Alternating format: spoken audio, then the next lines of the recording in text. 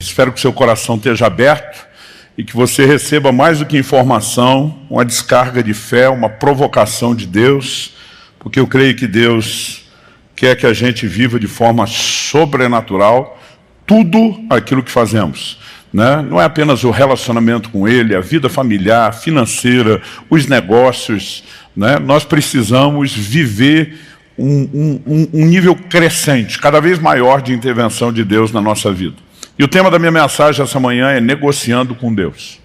Eu sei que a frase pode fazer pensar muita coisa, mas não se trata de negociar com Ele, como se nós estivéssemos entrando em alguma negociata, e sim de trazê-lo para dentro da nossa vida de negócios, de empreendimentos. Eu quero começar lendo o Salmo 127, versos 1 e 2, que diz o seguinte: se o Senhor não edificar a casa, em vão trabalham os que edificam. Se o Senhor não guardar a cidade, em vão vigia a sentinela. Será inútil levantar de madrugada, dormir tarde, comer o pão que conseguiram com tanto esforço. Aos seus amados, Ele o dá enquanto dorme. Obviamente, aquilo que diz respeito à parte de Deus não anula a nossa. Quando a Bíblia está dizendo, se o Senhor não edificar a casa, em vão trabalham os que edificam, né? Não está dizendo que por Deus edificar, nós não deveríamos ter nenhum papel nisso. Mas que nós não deveríamos imaginar edificar a casa. E edificar a casa aqui não é assentar tijolo, não é construir o prédio, né? Diz respeito à forma como conduzimos nossas famílias. Mas se o Senhor não participar, se nós não o trouxermos para dentro da nossa vida familiar, o nosso esforço pode resultar em nada. Depois a Bíblia diz, se o Senhor não guardar a cidade, em vão vigia a sentinela. O texto não está dizendo que porque podemos ter a proteção de Deus, que não vamos fazer a nossa parte, que não teremos sentinela. Mas querer trabalhar só com o nosso nível de vigilância, excluindo Ele, pode nos trazer prejuízo. E é depois de deixar bem clara essa ideia, que vem com vários exemplos, que o escritor, o salmista, pelo Espírito Santo, diz, será inútil levantar de madrugada, outra versão diz cedo, dormir tarde, né? Está falando de uma jornada longa de trabalho. E ele diz comer o pão de dores, numa outra versão, o pão que conseguiram com tanto esforço. Porque ele diz aos seus amados, Ele dá enquanto dorme. Isso não é desculpa para a gente viver só dormindo. Outro dia vi um justificando, não, eu durmo mais para ganhar mais. Porque Deus dá aos seus amados quanto dorme, quanto mais eu dormir, mais eu ganho, né? Não é bem esse o conceito que a palavra de Deus está apresentando. Paulo escreve aos Tessalonicenses e diz, aquele que não trabalha, esse também não coma. Nós temos responsabilidades, né? Quando Deus criou o homem, uma das primeiras coisas que Ele fez foi dar a responsabilidade de trabalho, né? E, aliás, Deus deu ao homem trabalho, antes mesmo de lhe dar uma esposa. Alguém disse que é porque Ele sabia o quanto custaria sustentar a dona, mas a verdade é que Deus estava estabelecendo princípios para o funcionamento da nossa vida em todas as áreas. E, obviamente, eu creio que Deus nos criou para sermos essas máquinas de realizações, né, de produtividade. No entanto, Ele está dizendo, não trabalhe sozinho, não me exclua, me deixa participar. E Deus está dizendo, quando eu participar, o que significa não necessariamente você não fazer a sua parte, mas permitir que eu entre. Eu vou fazer coisas enquanto nem você sequer dá conta de fazer, né? E isso é uma verdade muito importante. Então, em essência, o que eu quero dizer é que o meu esforço, por maior que seja, minha dedicação, meu empenho, por maior que seja, será inútil se eu deixar Deus de fora.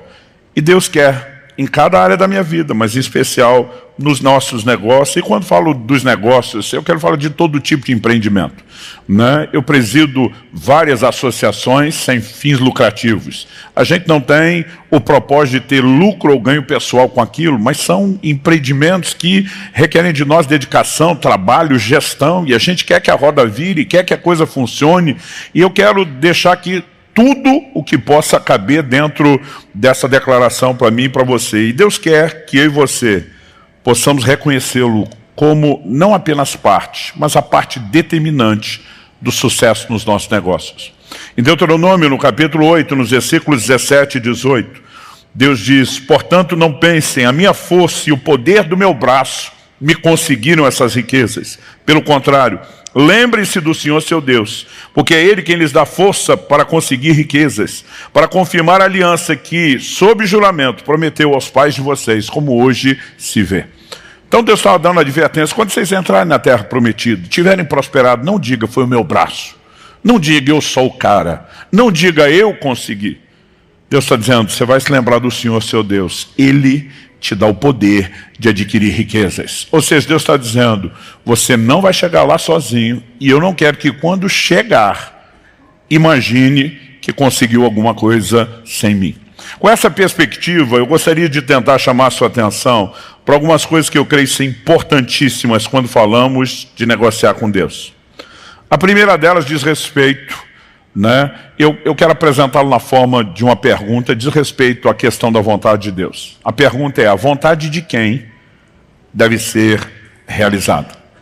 Porque edificar com Deus, negociar com Deus, não significa eu sair na frente e Deus ter que correr atrás de mim o tempo todo. Porque alguns são mais ou menos assim: eles não oram para tomar uma decisão, eles não buscam a direção de Deus para os planos, depois que resolveram tudo, sai, aí eles começam a dizer: dá um jeito de abençoar aí, tipo, corra atrás de mim e resolva inclusive as bobagens que eu fizer por não ter consultado o Senhor.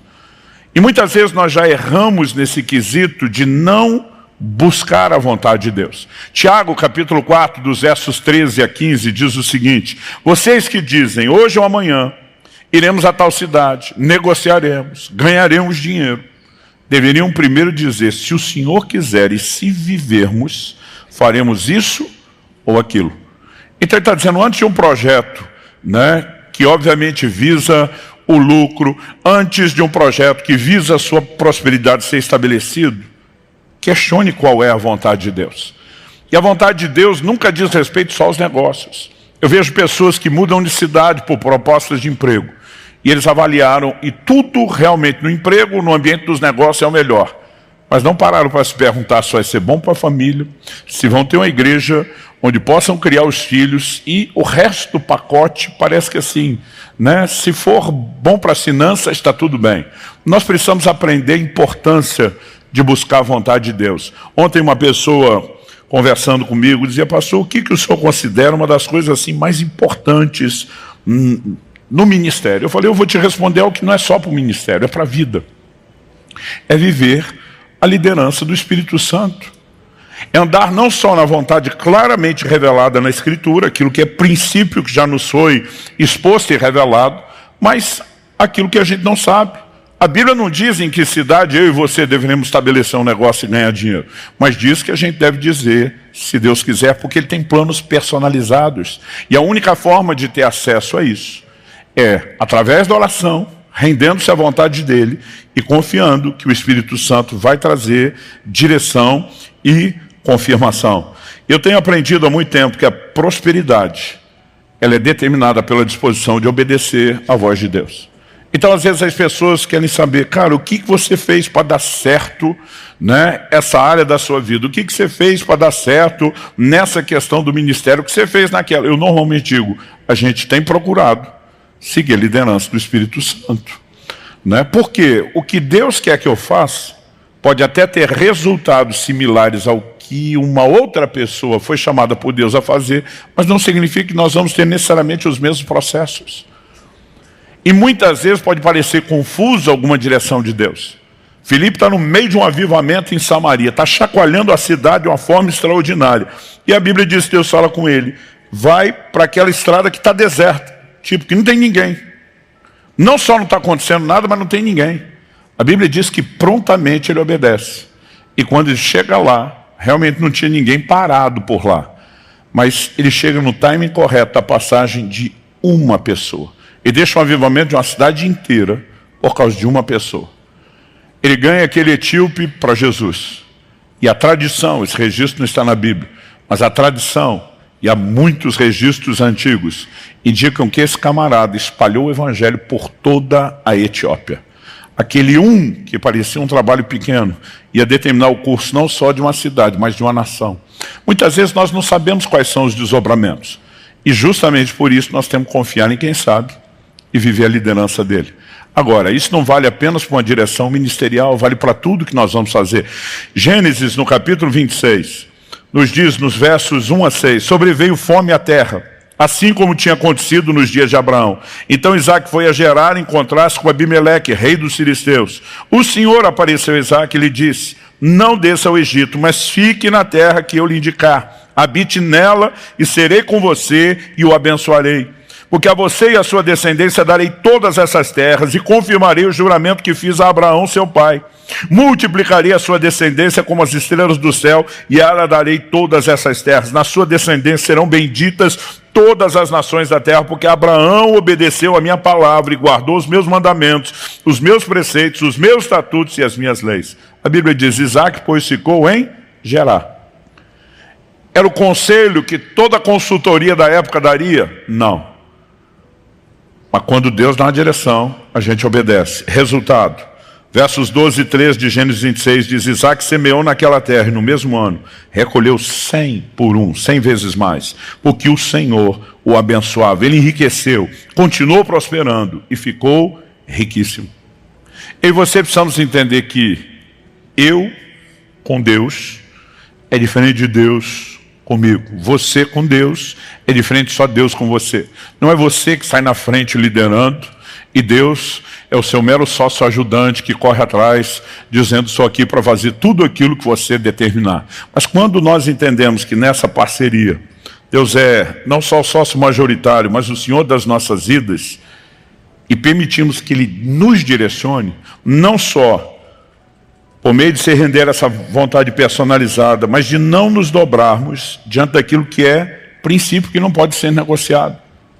Então, por exemplo, em Lucas, no capítulo 3, verso 14, Jesus nos sinaliza a verdade. Aqui nós temos uma pregação que antecede a chegada e o ministério de Cristo. Nós temos João Batista pregando, o Evangelho, preparando o caminho do Senhor. E a Bíblia diz que os soldados, verso 14, perguntaram a ele: e nós, o que devemos fazer? Porque várias orientações práticas estavam sendo dadas às pessoas. Os publicanos chegam para ele, e aí? Ele diz: não cobre mais do que o estipulado. Em outras palavras, não permita extorsão no seu negócio. Os soldados perguntaram: e nós, o que devemos fazer? Verso 14, ele disse: não sejam prepotentes. Eu estou lendo a Nova Almeida atualizada. Não façam denúncias falsas e contentem-se com o soldo, com o salário que vocês recebem. Nós precisamos entender que há princípios que já foram estabelecidos e não podem ser negociados. Alguns de nós estamos tentando edificar alguns negócios com práticas ilícitas, querendo que Deus abençoe aquilo que Ele mesmo proibiu. Como esperar que a mão de Deus esteja sobre a nossa vida? A Bíblia diz no Evangelho de Marcos, de um momento, e isso é algo singular, meio fora do curso normal da narrativa bíblica, mas a Bíblia fala de um endemoniado gadareno. Estava possesso de uma legião de demônios. E que na hora de sair os demônios pedem uma permissão a Jesus. Estava no poder dele dizer sim ou não. Ele diz: nos permite entrar na manada de porcos? E eram milhares de porcos. E o Senhor Jesus disse sim. E a Bíblia diz que por conta do que aconteceu, eles precipitaram-se em relação ao mar e a manada toda de porcos morreu. Eu muitas vezes ficava chocado lendo isso. Dizia: Jesus, o Senhor não tinha amor pelos bichinhos que o Senhor criou, não? Não estamos falando de um, de dois. Estamos falando de uma manada enorme, gigantesca. Por que é que o Senhor não interferiu? Por que é que o Senhor não protegeu esses bichinhos? Agora, se você for olhar o preceito da lei vigorando na época, eles não podiam nem criar e nem comer porco. E deixa eu dizer uma coisa: Deus não tem nenhum compromisso de abençoar negócios ilícitos que são contrários à sua palavra e aos seus princípios. E muitas vezes nós estamos querendo que Deus proteja o que Ele diz. Eu não posso ter nenhum compromisso de proteger isso dos ataques do inimigo. Quem está entendendo? Alinhar-se à vontade de Deus vem desde os princípios claramente revelados na Escritura até a disposição de eu e você andarmos debaixo dessa liderança e da orientação do Espírito Santo. Em Deuteronômio 28, de 1 a 14, Deus está dizendo: se você atentamente ouvir a minha voz e guardar os meus mandamentos, os meus estatutos que hoje eu te ordeno, eu vou te abençoar. Eu vou te abençoar na cidade, eu vou te abençoar no campo, eu vou abençoar a sua linhagem, eu vou abençoar o seu gado, eu vou abençoar se você andar em obediência. Mas de alguma forma a gente tem relativizado a obediência e muitas vezes estamos dizendo quase para Deus: se o Senhor me abençoar, talvez eu obedeça. Deus está dizendo: não, a regra do jogo é diferente. Se você me obedecer, é que eu te abençoo, e não o contrário. E quando a gente começa firme nessa disposição de dizer vamos construir dessa forma, né, tudo muda. E deixa eu falar algo difícil de você digerir. Se quando Jesus diz, dai a César o que é de César, assim como ele disse, dai a Deus o que é de Deus, se não fosse possível praticar isso sem quebrar um negócio, o que Jesus falou não seria verdade, ou no mínimo não seria justo. E se alguma coisa do que ele falou, uma só, qualquer, não pudesse ser levada ao pé da letra, por que é que o resto seria? Se alguma parte do que ele falou não é digna de confiança ou credibilidade, ou vai ser colocado em xeque, ou a gente diz, não, valia para aquela época, mas não para hoje, por que é que o resto vale?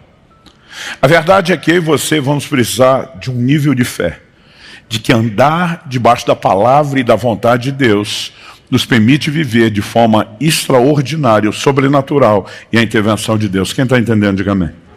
Segundo lugar, outra pergunta: o propósito de quem deve ser alcançado? Pastor, o propósito e a vontade não é a mesma coisa? Não. Eles muitas vezes se mesclam, se misturam nesse trajeto, mas é muito importante que a gente entenda a vontade como um plano previamente estabelecido. E no meio desse processo, onde todos nós vivemos em sujeição ao governo de Deus, ao seu senhorio, Deus tem aquilo que nós vamos chamar de um plano personalizado. E o propósito dele na vida de um não é necessariamente igual àquilo que ele tem na vida de outro. E nós não podemos viver nos comparando. Jesus diz a respeito de Pedro, sobre com que tipo de morte ele haveria de glorificar Deus. A Bíblia diz que Pedro está andando com Jesus na praia. Ele olha e João vem seguindo. E ele pergunta para Jesus, e com esse aí, o que é que vai rolar? Jesus olha para ele e diz, eu quero que ele permaneça até que eu venha. Isso lá é da sua conta, Pedro. Pastor, na minha Bíblia não está desse jeito, não é da sua conta, ok. Né? O Jesus diz, o que te importa? O que te importa? Ele diz, isso é entre eu e ele. Com você eu tenho um projeto. Com ele eu tenho outro projeto. Os projetos não são iguais e não se comparem. É o que eu e você precisamos entender de uma maneira muito específica, esse aspecto personalizado. Então, eu creio de todo o meu coração, daqui a pouco eu quero definir um pouco o significado de prosperidade, mas eu creio de todo o meu coração que Deus quer nos fazer prosperar. E antes de chegar na definição, eu quero também te adiantar o seguinte, mas a bênção flui quando nós estamos dentro do propósito de Deus. Em Gênesis 28, no verso 15, Deus diz para Jacó, quando ele está lá em Betel, depois da visão que ele tem da escada que liga a terra e céus, Deus diz, eis que estou com você, e o guardarei por onde quer que você for. Farei com que você volte para essa terra, porque não o abandonarei até que eu cumpra aquilo que lhe prometi. O que eu acho curioso é que Deus falou essa frase primeiro. Lá na frente, na hora de voltar para Canaã, de Padã Arã para Canaã, você vai ver Jacó lutando com o anjo do Senhor, que é uma teofania, uma manifestação de Deus, e ele diz assim, não te deixarei enquanto não me abençoares. Eu brinco, se eu estivesse no lugar de Deus, eu ia dizer, essa fala é minha, e eu falei primeiro, porque Deus já tinha dito isso para ele, eu não vou te abandonar até que eu cumpra aquilo que eu te prometi. Deus está dizendo, eu não te deixo até que o propósito se cumpra, você pode confiar nisso. De alguma forma, ele está dizendo o seguinte, eu que não largo você enquanto o Senhor não me abençoar. E eu e você precisamos entender que a bênção, muitas vezes na nossa percepção, é apenas garantir um bem-estar pessoal. Na percepção de Deus, eu vou cumprir um propósito que terá como efeito colateral essa bênçãozinha menor que você está imaginando. Mas normalmente o que Deus está fazendo é sempre maior. E eu e você precisamos questionar o propósito. Porque muitas vezes o meu e o seu propósito, por falta de percepção, por falta de capacidade, né, por limitação, ele é raso. Mas quando eu e você sintonizamos com o de Deus, a coisa começa a ficar diferente. Gente, muitas vezes nós ficamos olhando para pessoas prosperar, a gente pensa, puxa, o cara escolheu a área certa do negócio, eu escolhi errado. Não, o cara estava na cidade certa, eu estava na errada. O cara pegou o timing correto, o meu estava errado. Mas deixa eu dizer para você, quando eu olho para José, vendido pelos seus irmãos, entra no Egito como escravo. Na casa de Potifar, a Bíblia diz que Deus o fez prosperar. Ele é preso injustamente. Na prisão, a Bíblia diz que Deus o fez prosperar. Na casa de Potifar, ele exerce liderança, vira chefe dos escravos. Na prisão, ele vira chefe dos presos. Ao que eu e você precisamos entender é que a provisão de Deus, a bênção de Deus, não depende de oportunidades, mas de uma convicção de que Ele está conosco.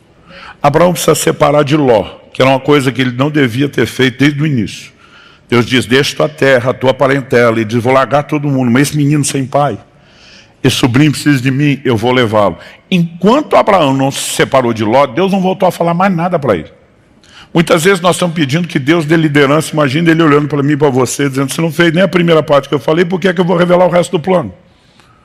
Mas quando ele obedece aquela parte, Deus vai voltar a falar com ele a respeito da sequência. Mas na hora de obedecer, eu fico imaginando ele pensando, o que eu fiz? Canaã toda podia ser só minha. Mas agora nós temos que resolver isso. Ele diz, Ló, faz o seguinte, escolhe o que você quiser. Eu fico com a sobra. Vamos parar para pensar numa partilha hoje. Uma sociedade que vai ser dividida. O outro diz, escolhe o que você quiser. Seja a carteira de cliente, seja o patrimônio. Eu fico com a sobra. Sabe o que Abraão está dizendo? Eu não vivo de oportunidade. Eu tenho um Deus que vai me guiar, que vai me fazer prosperar. E não importa as circunstâncias ou oportunidades, meu Deus vai à minha frente, Ele vai criar essas coisas. E você precisamos aprender a ter um posicionamento de fé e de confiança. Não se trata só de otimismo ou pessimismo, não é só olhar a metade cheia do copo ou a vazia, mas confiar que nós vamos viver intervenções de Deus. Quando Deus diz, fique em Gerar, não parece uma boa ideia, mas quando eu e você confiamos naquele que dá a direção, a coisa vai fazer toda a diferença. Pedro teve uma noite frustrante, tentou pescar, não conseguiu nada. Jesus chega e diz, posso usar o seu barco? Eu fico tentando imaginar o mau humor de quem já virou a noite sem dormir. Né? Essa noite eu fui dormir tarde, tive que levantar muito cedo para viajar e poder estar aqui. Quando você dorme pouco já dá uma irritação, mas não dormir, né? Para mim está entre aquilo que de mais estressante a gente pode achar.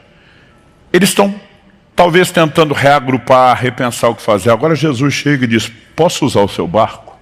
Posso usar o seu negócio? Imagina o Pedro dizendo, já perdemos a noite.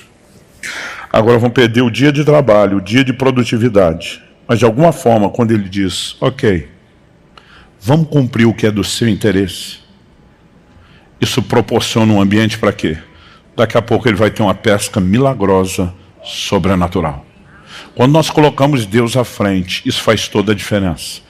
E eu quero fazer um apelo, já que num grupo de empreendedores e futuros empreendedores, nós temos gente que descobre muito rápido que tempo é dinheiro e coisas do gênero. Nós temos às vezes uma tendência a deixar de lado as coisas de Deus. E acreditar que muitas vezes nosso único compromisso com o reino é botar dinheiro. Eu quero te dizer que Deus espera um pouco mais de você do que só o seu investimento, por melhor que ele seja. E nós precisamos ter uma mentalidade que nos impeça de continuar dando algumas desculpas como não tenho tempo para ganhar alguém para Jesus, não tenho tempo para evangelizar, não tenho tempo para discipular, não tenho tempo para liderar ou para servir em alguma área. Eu vou dar um exemplo que de vez em quando a gente dá aqui quando quer tocar o terror e apelar. Quando o traficante se converte, graças a Deus eles têm se convertido, a gente olha e diz, se alguém está em Cristo, nova criatura é, as coisas velhas já passaram, eis que tudo se fez novo, não há mais condenação para quem está em Cristo Jesus, amém?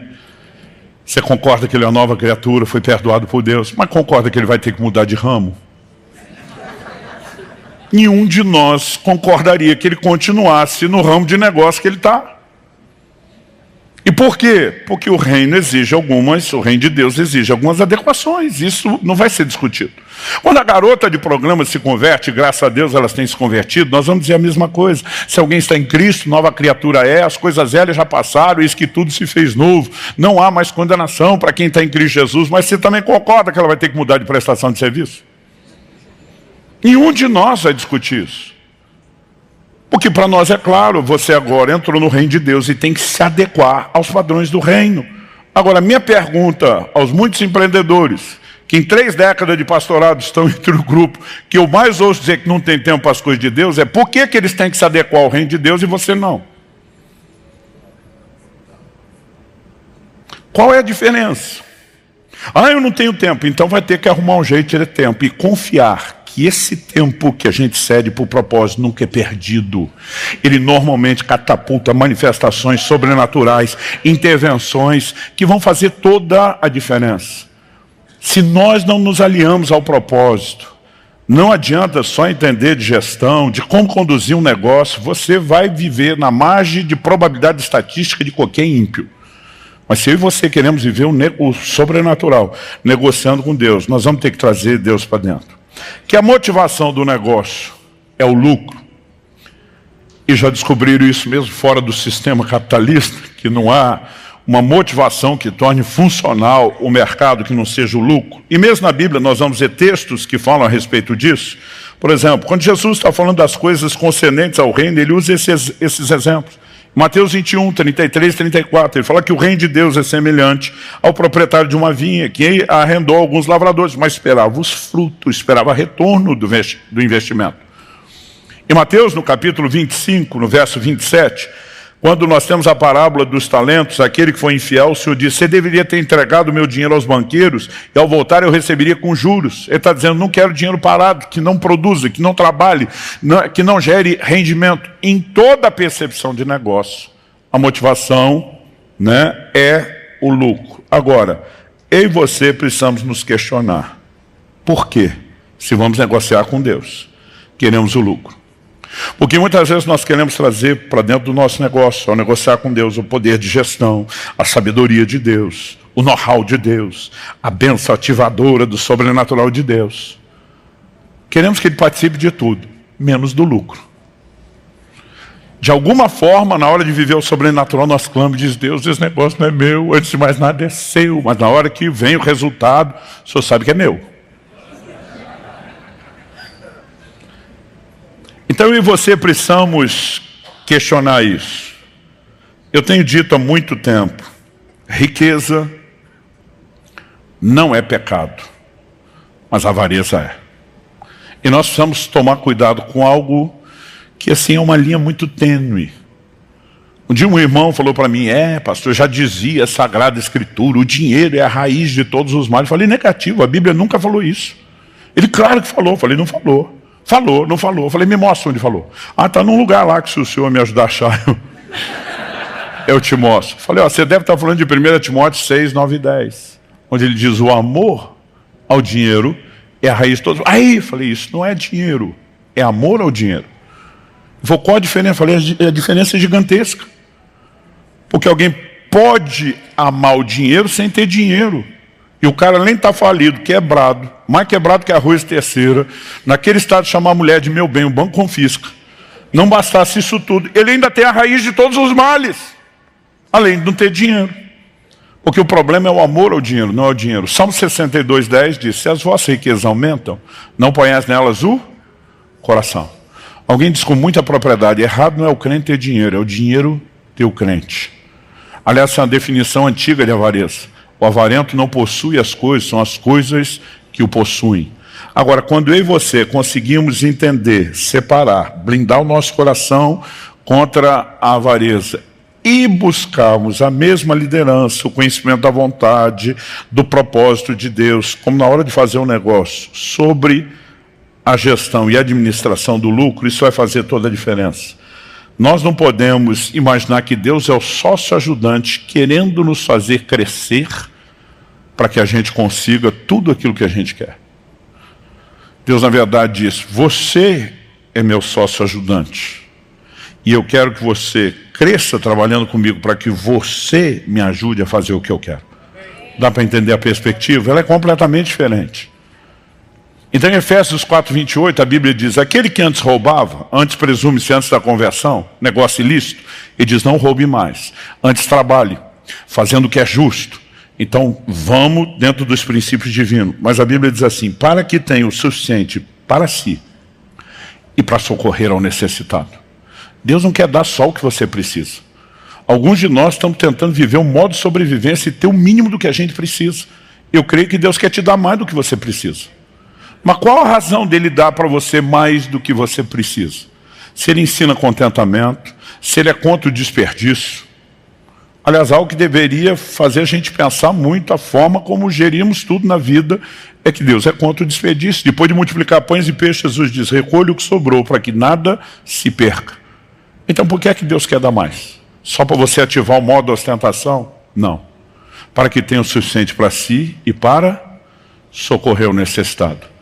Provérbios 19:16 diz, o que empresta ao pobre, o que se compadece do pobre, empresta a Deus, e este lhe retribuirá o benefício. Deus está dizendo, eu tenho um compromisso de cuidar do pobre. Quando você me ajuda a fazer o que eu quero, eu é que estou em dívida com você, porque você financiou o meu projeto. Você não deu para ele, você deu para mim.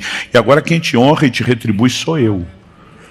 Então Deus quer que a gente tenha mais do que o suficiente para financiar os projetos dele, que envolve não só a proclamação do Evangelho, como cuidado com os necessitados. Agora, se eu e você não tivermos mais do que a nossa necessidade, nós não vamos poder fazer muita diferença.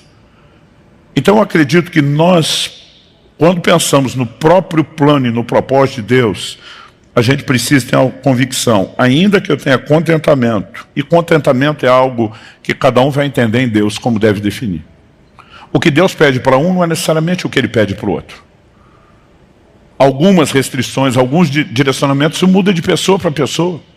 Eu, por exemplo, não costumo aconselhar ninguém, seja os jovens, ou quando estamos falando dos pais sobre criar os filhos, né, a respeito de que eles tenham pressa para se casar cedo. Mas meus filhos se casaram cedo, já estou antecipando, está praticamente um mês para o casamento da minha filha. Né? Então, tem coisas que normalmente você diz, olha, vá com calma, vá tranquilo, não tenha pressa, não é o padrão. Mas às vezes você pode estar debaixo de um entendimento de que Deus quer conduzir as coisas diferentes. Eu, por exemplo, com todo mundo que eu converso, e digo, meu amigo, em vez de passar uma vida desperdiçando esse dinheiro do aluguel, vá pagando a sua casa por anos. Todas as vezes o que eu queria fazer, aquilo que eu orientava aos outros, o Espírito Santo dizia, não. Nós vamos jogar esse jogo diferente. Na hora certa, eu vou fazer por você do meu jeito. Quando ele diz, fique em gerar, pode estar na contramão do que todo mundo aconselha, você sabe que vai funcionar. Mas com essa capacidade de separar o que Deus tem de forma diferente, nós precisamos entender aqui também a questão do contentamento. Então tem coisas que Deus veda para um que não veda para outro. Eu, por exemplo, no início do meu ministério, Deus disse, eu não quero que você ganhe nada com seus livros. De vez em quando eu ouço alguém falando, está certo, pastor, errado é quem ganha. Eu digo, errado nada, o trabalhador é digno do seu salário. Não é porque Deus, por alguma razão, me pediu isso, que virou proibido para todo mundo. E a gente tem essa mania, né, de estabelecer o tempo todo padrões de comparação. Eu volto lá na questão de entender o propósito de Deus. A medida de contentamento ela pode mudar de um para o outro, inclusive aquilo que Deus pede de nós. Mas que uma hora aquele teto tem que ser alcançado, tem. O que a gente não pode é viver sem medida de contentamento. Eu sempre falei para todo mundo, eu não faço a menor questão de ter uma casa na praia. Outro dia alguém falou, o senhor não gosta de praia? Eu falei, não, eu uso a sua. Alguém tem que ter casa na praia para eu usar. Eu não faço questão nenhuma de ter a minha. Né? Então, eu e você precisamos entender aonde Deus quer nos levar, mas qualquer que seja essa medida, Paulo diz que Deus dá pão ao que semeia, pão para alimento e semente ao que semeia, segundo aos Coríntios 9:10. Então uma parte do que eu e você ganhamos é pão. Deus está dizendo, isso aí você tem direito de comer. É a sua cota, o resto, semente. Deus diz, essa é a minha parte. E você não vai ficar com aquilo que é minha parte no negócio. Quem está entendendo?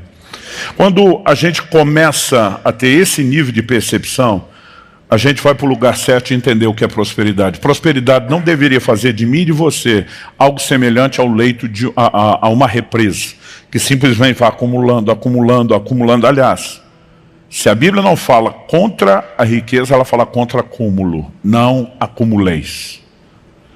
Prosperidade, no entendimento bíblico, deveria ser fazer de mim e de você algo semelhante ao leito de um rio. Água entra, água sai. Nunca para de entrar, nunca para de sair. Quem está entendendo?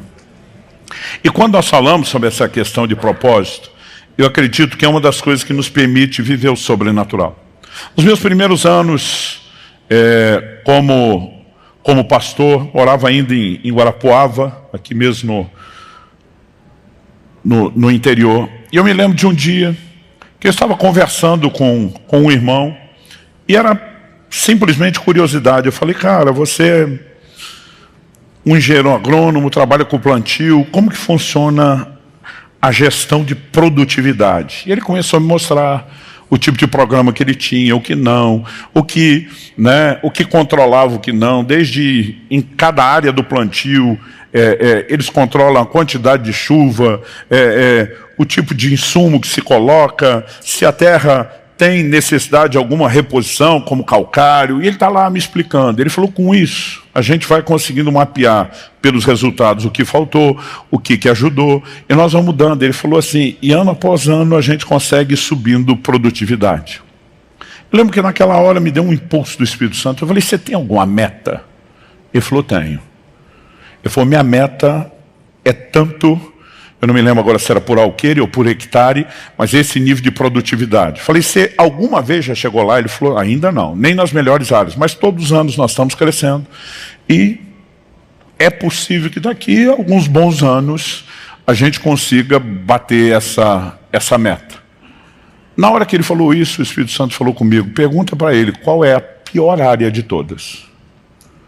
Eu falei para ele, qual é, no seu mapeamento, a pior área? Ele falou, essa aqui. Eu falei, por quê? Ele falou, meu amigo, todos os técnicos têm dificuldade de chegar a uma conclusão, um consenso. Porque, tecnicamente, ela é uma área mais perto d'água, que deveria ter um solo melhor. Outros dizem que pela baixada pode ter o efeito de erosão. E ele começou a dar N explicações, ele falou, enfim, essa aqui é a pior área. Eu falei para ele, quanto tempo nós estamos daqui lá? Ele falou, pastor, pelo menos uns 40 minutos. Ele falou, você tem tempo? Eu falei para ele, você tem tempo? Ele falou, falei para ir lá e voltar. Ele falou, por quê? Eu falei, eu quero orar naquela área. Ele falou, bora. Eu acho que ele já percebeu alguma coisa fora do comum. A gente nunca tinha tido uma conversa como essa. E quando nós estávamos chegando, eu falei, antes de eu orar, deixa eu te dizer qual é o acordo. Porque se você não aceitar o acordo, eu não oro. Aí ele falou, ok, qual é o acordo? Eu falei, sabe aquela meta que você nunca alcançou no resto da produtividade? Ele falou, sei. Eu falei, eu vou orar para que essa pior área passe a meta. Então, não tem como você não ver que vai ser Deus. Porque aquilo que você não conseguiu na boa, vai acontecer na ruim. Agora, o que passar do seu alvo é de Deus. Ele fechado. Eu falei, rápido assim, não vai nem pensar. Ele falou, pastor, eu nunca cheguei na meta nem na parte boa. O senhor está dizendo que eu posso chegar na meta na ruim? Quem está no lucro sou eu. Eu falei, não pense assim que isso vai te atrapalhar. É você e o sócio. É lucro para os dois lados. Ele falou, fechado. Eu ajoelhei naquela terra e eu fiz uma oração. E naquela colheita, aquela área estourou aquele recorde que nunca tinha alcançado em lugar nenhum. Alguém falou para mim, pastor, porque não orou na fazenda inteira. A direção de Deus era aquilo, eu creio que era muito mais uma lição. E eu não estou dizendo que isso tem que acontecer o tempo todo, em toda a colheita, mas eu quero tomar isso como exemplo e te dizer, eu e você precisamos aprender a entrar num lugar onde a gente começa a dizer, Senhor, mais do que aquela parte do lucro que me interessa, como um sócio ajudante seu para incrementar os seus interesses e financiar os seus projetos, o que é que nós podemos fazer junto? Como que nós podemos romper? Como nós podemos ir além? Quando nós estávamos na fase de reforma do prédio, depois de desfazer de tudo que eu tinha, chegar até o limite, não ter mais nada para ajudar isso aqui, eu comecei a orar. E falei, o Senhor é o Deus que fez render aquela fazenda, aquela parte ruim, extrapolar o recorde, me dá condições de ganhar dinheiro. Me dá alguma ideia, me dá alguma coisa que eu nunca tive, né? A capacidade de gerar recursos para que eu possa colocar mais. Eu quero pôr mais, eu não quero parar aqui. Enquanto eu orava por isso, não foi no primeiro dia, não foi na primeira semana, não foi no primeiro mês, mas eu fiquei insistindo. Eu lembro do dia onde o Espírito Santo falou de um projeto antigo que eu tinha, e ele sempre me dizia, não é a hora. E ele me disse, chegou a hora. Comece a gravar os cursos online. Ele diz, diferente dos livros. eu estou te dando isso. Esse dinheiro é seu, você faz o que você quiser. Eu falei, é tudo que eu preciso. Que o Senhor me dê uma fonte de renda e que o Senhor me dê condições. Esses cursos que nós começamos a disponibilizar em 2017, nesse momento, eu não sei dizer quantos alunos já passaram. O último dado que eu tinha, nós estávamos já com 100 e tantos mil alunos na nossa base, gerando recursos. E a grande maioria disso veio, o que não veio para cá, a minoria tem financiado outros projetos e muitas outras igrejas e interesses do reino. Eu e você podemos viver formas que nós nunca imaginamos, debaixo de uma direção ou de uma intervenção de Deus, de gerar recursos que vão além das nossas necessidades, para que a gente possa transbordar. Que a gente possa ter um coração inclinado ao necessitado, assim como, em primeiro lugar, proclamando o Evangelho, mas quando nós vamos criando o alinhamento da vontade e do propósito. Em terceiro e último lugar, para terminar, eu quero te dizer, nós podemos experimentar o sobrenatural. A gente imagina a pesca de Pedro como um milagre aleatório. Gente, Pedro era o quê? Pescador. Jesus o fez prosperar no seu negócio. E quando eu e você paramos para pensar nisso, eu não consigo simplesmente olhar e dizer, não tem nada aqui que possa nos inspirar. Em outro momento, Mateus, no capítulo 17, de 24 a 27, a Bíblia diz que abordaram Pedro questionando, o seu mestre não paga o imposto? Estava em questão ali, era o imposto do templo. Pedro diz, paga. Claro que Jesus paga. E ele simplesmente vai para casa pensando, e agora? O que é que eu falo para Jesus? Que os credores estão no pé dele. Não estou falando que Jesus não tinha compromisso com as dívidas, eles provavelmente tinham acabado de chegar de viagem e tinha algo para ser honrado. Quando Pedro entra, Jesus se antecipa. Ele faz uma pergunta. E aí?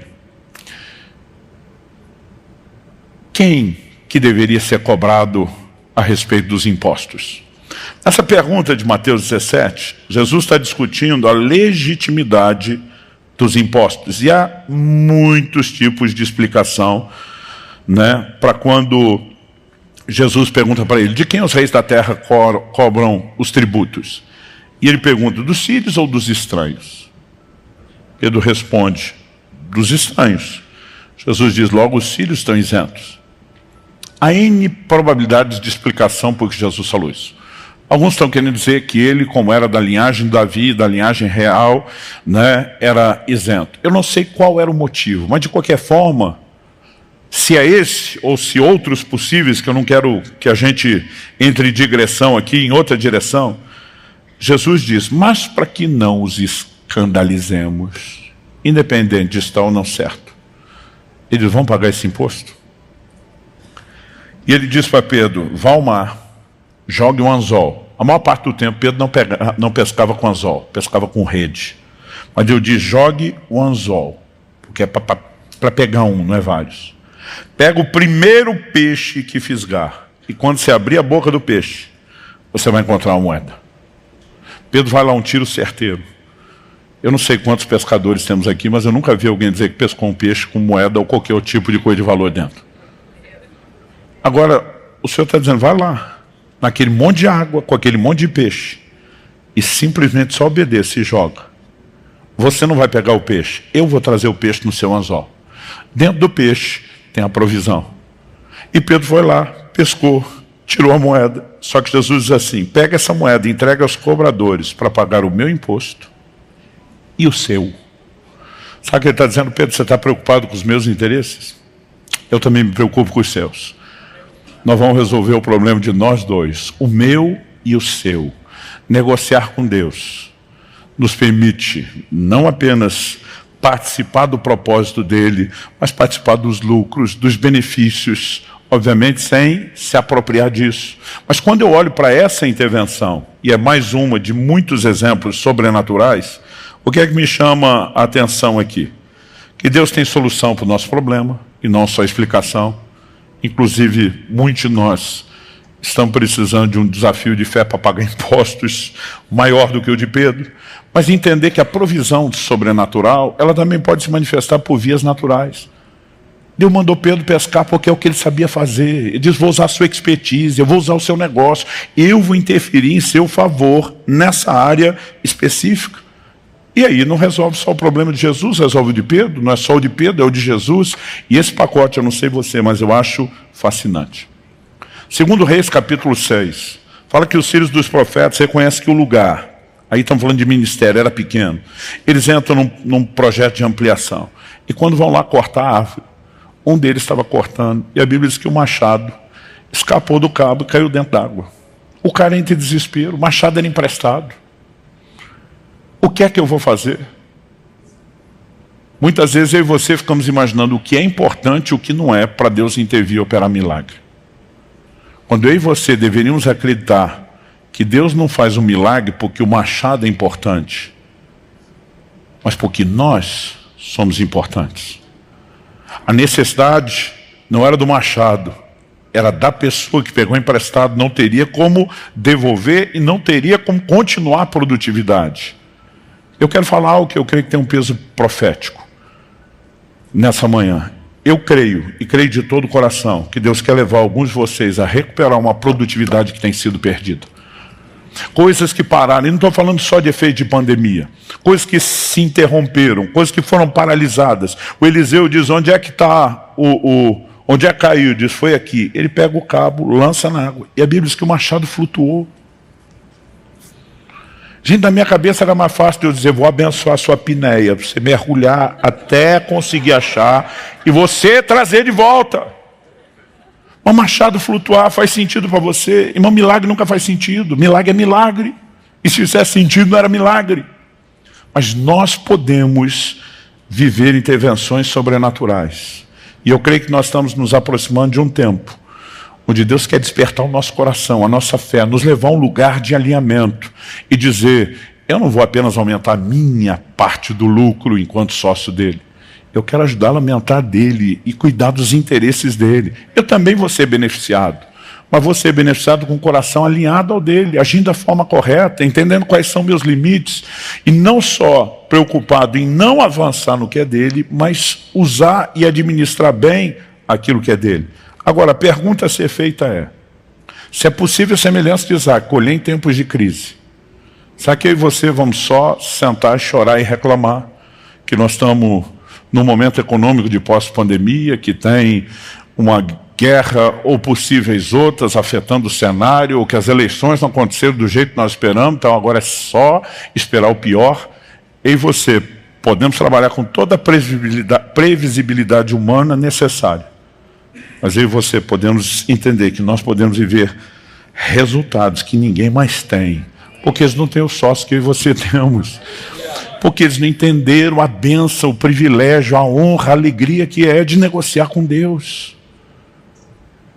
E eu quero terminar fazendo duas coisas. Em primeiro é provocar a sua fé e a sua resposta a esse lugar. Se Deus abençoou um Potifar, gente, que era um senhor ímpio, por amor a José, que está lá só como escravo trabalhando. Você já parou para pensar o que ele não pode fazer pelo negócio de José? Eu não sei você, mas minha fé fica empolgada. Se o ímpio para quem nós trabalhamos pode prosperar por causa de nós, e quando nós, com o mesmo coração e disposição, estamos dedicando a servir ao Senhor, por que não podemos viver intervenções extraordinárias?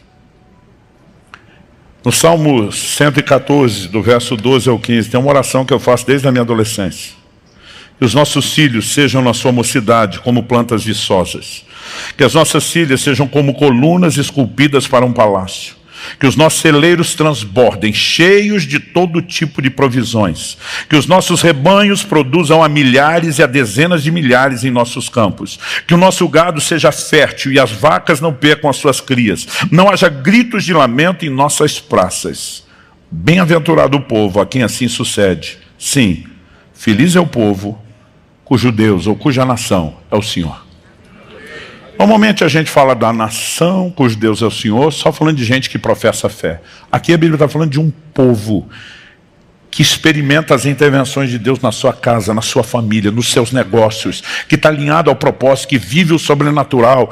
E ele vai dizer, feliz é a nação cujo Deus é o Senhor, é quando Deus é o sócio para valer, e está presente, e participa, e faz diferença. Mas não é algo que a gente apenas professa nominalmente.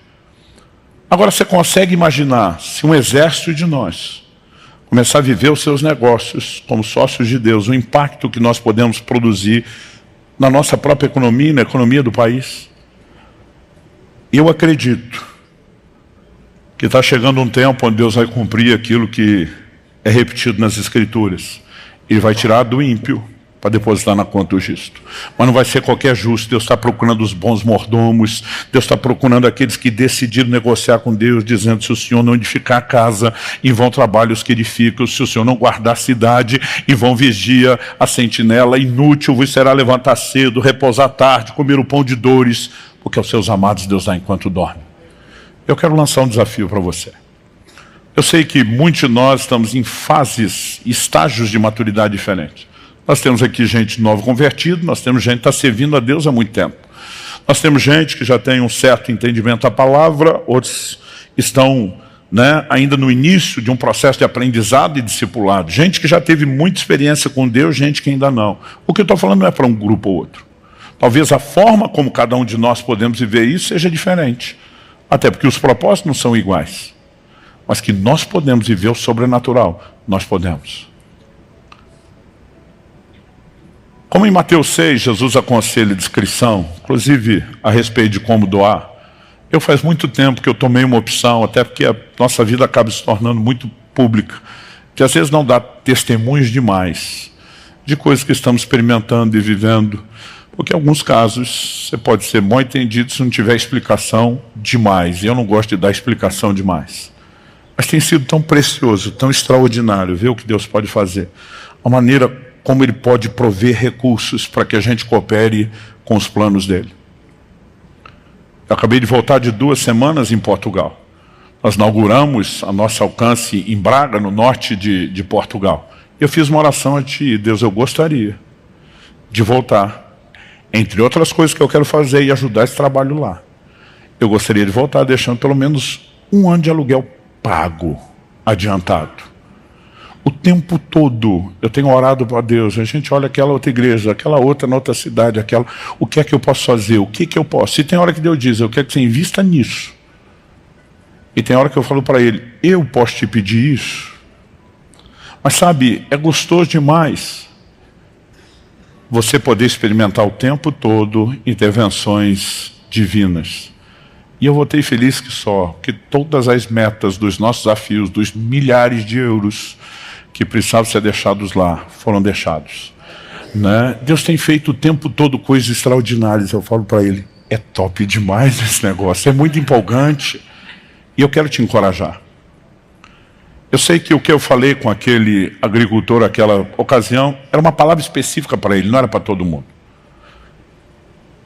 Mas isso não significa que eu e você não possamos orar dizendo, Senhor, eu não alcancei a meta, que é o suficiente para a minha necessidade, mas eu preciso passar da meta para ter além das minhas necessidades e transbordar e cooperar. A minha pergunta é, o fato de não ter uma palavra específica significa que sua fé não possa ser provocada por Deus e que você não possa buscar isso? Também não. Significa que a gente não pode garantir isso para todo mundo. No mesmo momento, de um único formato. Mas eu gostaria que você pudesse colocar sua vida, seu negócio diante de Deus, o futuro negócio. Alguns estão aqui porque já estão de olho lá na frente e dizendo, eu vou viver o melhor de Deus. Minha hora está chegando. E eu creio que Deus está procurando esses parceiros, gente que diz, que aceitam, eu vou negociar com o Senhor. Não há negociata entre nós. Nós vamos ser parceiros. Nós vamos fazer isso juntos. Nós vamos viver o sobrenatural. Eu tenho ficado impressionado. Um dia desse, minha esposa, ela olhou para mim e falou, eu sou testemunha de tudo e ainda assim é difícil acreditar. Ela disse, tudo que o tempo todo você faz, que parece só vai prejudicar a gente, porque o tempo todo você está pensando nos outros. Ela disse, só nos leva a viver cada vez mais, a experimentar cada vez mais. E sabe, gente, esse negócio é empolgante. Eu gostaria que que nós terminássemos tendo um momento de oração, dizendo: Senhor, eu quero viver essa emoção, essa honra, esse privilégio de negociar com o Senhor. Não tentar trazer o Senhor para correr atrás do meu negócio, fazendo o que eu quero, mas eu cooperando com o Senhor, entendendo a sua vontade, o seu propósito e vivendo o sobrenatural. Eu gostaria que inclusive você orasse. 2023, para muitos de nós, está uma caixa de surpresa. As coisas seguem melhorando, não seguem melhorando, e não estamos falando só do cenário nacional. Numa época de globalização, a gente é afetado por coisas que acontecem do outro lado do mundo e coisas que acontecem no mundo inteiro, como foi a situação da pandemia. Mas aí podemos viver algo sobrenatural. E eu quero que você possa colocar diante de Deus não só a capacidade de se alinhar com Ele, mas suplicar por resultados sobrenaturais. Mas à medida que eles acontecem, demonstre sua fidelidade dizendo: o negócio não é só meu, é nosso. O lucro não é só meu, é nosso. E deixa o sócio majoritário decidir o que ele quer. Porque muitas vezes não é só o que eu e você queremos, não é só o que eu e você achamos. Eu já tive momentos que eu estava orando para um projeto: Senhor, me dá recurso para pôr ali. E Deus diz: ali você não bota. Você vai botar naquele outro. Não, mas não quero aquele, eu quero esse. Mas eu quero aquele. Ok, vamos te obedecer. E se eu e você formos fiéis, nós vamos viver isso de uma forma cada vez mais progressiva. Por quê? Vamos nos familiarizando com a direção dele. Nossa fé, a cada milagre que ele opera, cresce para experimentar outros maiores. E isso vai se tornando uma bola de neve, um ciclo progressivo. Eu creio que Deus vai levantar um exército de pessoas que vivam intensamente a liderança e o governo dele nos negócios. E eu fico feliz que sua fé esteja sendo provocada hoje. Nós vamos fazer duas coisas. Nós vamos orar. E nós temos um momento de oferta. Eu não quero misturar as duas coisas. Então, e também não vou falar muito a respeito da próxima. Mas eu quero que primeiro você ore consagrando a Deus tudo aquilo que você tem, tudo que você é, tudo aquilo que você sonha ou planeja. Talvez você esteja numa hora de uma decisão séria, importante, e vai ter que dizer primeiro se o Senhor quiser, vai ter que começar por essa parte, vai ter que alinhar a questão do propósito. Mas eu quero que você ore dizendo: Senhor, eu quero experimentar o sobrenatural. A Bíblia diz que Deus não faz acepção de pessoas. Cada vez que eu vejo alguém dando testemunho de algo que ainda não vivia, eu falo para Deus: também quero. Também quero. Eu, quando era criança, eu lembro da época que refrigerante como a Coca-Cola, se conseguisse beber, era só no domingo. O que a gente chamava de família era de 1 litro, que era para a família inteira. Então eu lembro que lá em casa, quando fazia divisão, era 200 ml, o copo 200 ml. Normalmente era o copo do requeijão. Eu e meus irmãos, a gente colocava o copo um do lado do outro, mamãe ia colocando e a gente fiscalizando. Não, pôs mais para ele, põe aqui. Não, e o outro falava: agora passou o dele. E aí, mamãe tinha que fazer aquilo. Ninguém queria sentir menos que o outro. E eu falo para Deus: até hoje eu sigo o treino. Quando eu vejo o copo do outro mais cheio, eu digo: também quero. E eu e você precisamos acreditar que, ainda que ele tenha propostas diferentes, propósito diferente, corrigindo, ele não tem um amor diferente. Cada um de nós tem todo o direito de viver o sobrenatural e a intervenção. Elas não precisam ser iguais, mas nós vamos viver essas declarações, Deus dizendo: eu intervenho, você não está sozinho, nós estamos juntos, você chama a minha atenção, eu ouço a sua voz e eu quero que você ouça a minha. Gente, isso é empolgante demais. Eu quero que você realmente possa crer nisso e orar dizendo: Senhor, eu quero negociar com o Senhor, não mais sozinho. Por melhor que eu seja, mas com o Senhor. E depois de você fazer isso, nós vamos rapidamente ter um momento que é parte do nosso culto e da nossa adoração a Deus, que é uma oferta. Pai, que o Teu Espírito possa nos ajudar não só a entender, a perceber com a clareza que não seja apenas mental aquilo que a Tua Palavra nos comunica. Porque 1 Coríntios 2,14 diz que para o homem natural as coisas do Espírito são loucura, mas que elas se discernem espiritualmente. Nós clamamos por essa capacidade de entendimento espiritual, não só para perceber a coerência daquilo que a tua palavra apresenta, mas o desafio, a razão, por meio de um estímulo de fé que nos leve a viver e a experimentar o sobrenatural. E nós clamamos por isso em nome de Jesus. Romanos 10:17 diz que a fé vem por ouvir e ouvir a tua palavra. Eu oro que nessa manhã possa haver, ó Deus, mais do que informação ou alinhamento doutrinário, que a fé seja despertada, provocada e ativada num novo nível. Mas acima de tudo, ó Pai, que possamos entrar nesse lugar de uma profunda sujeição ao teu senhorio, ao teu governo, à liderança do teu Espírito Santo, e não apenas alinhar o nosso coração à tua vontade e propósito, mas a partir disso vivemos as tuas intervenções. Nós clamamos isso em nome de Jesus. Oramos também, ó Deus, por desafios que talvez o Senhor mesmo esteja gerando no coração de alguns. Alvos que precisam não só ser alcançados, mas ultrapassados, para que possa se transbordar, ó Deus, um investimento maior naquilo que é do seu interesse. Seja a propagação do Evangelho, como a provisão aos necessitados. Senhor, nós queremos caminhar contigo, seguindo a tua direção, e precisamos ir além daquilo que são necessidades pessoais. Nós oramos por dias de rompimento. Nós oramos por um nível de prosperidade que não nos faça semelhante a uma represa, mas sim ao leito do rio. Que não haja acúmulo, mas que o tempo todo haja recursos entrando e saindo, sem parar de entrar e nem parar de sair. Para que dessa forma possamos cumprir a tua vontade. Eu oro que nesse momento o teu Espírito possa gerar aqueles desafios, aqueles estímulos que talvez sejam personalizados, a respeito de determinados alvos que podem ser gerados ou alcançados em oração, para que se faça mais para com o Senhor. Isso é o que só o Senhor pode fazer no coração de cada um. Mas nós oramos, seja aqui ou a partir desse momento, que haja sensibilidade à tua liderança e à tua voz, em nome de Jesus. Se você crê e concorda, diga amém. Se você recebe essa palavra, diga eu recebo, em nome de Jesus.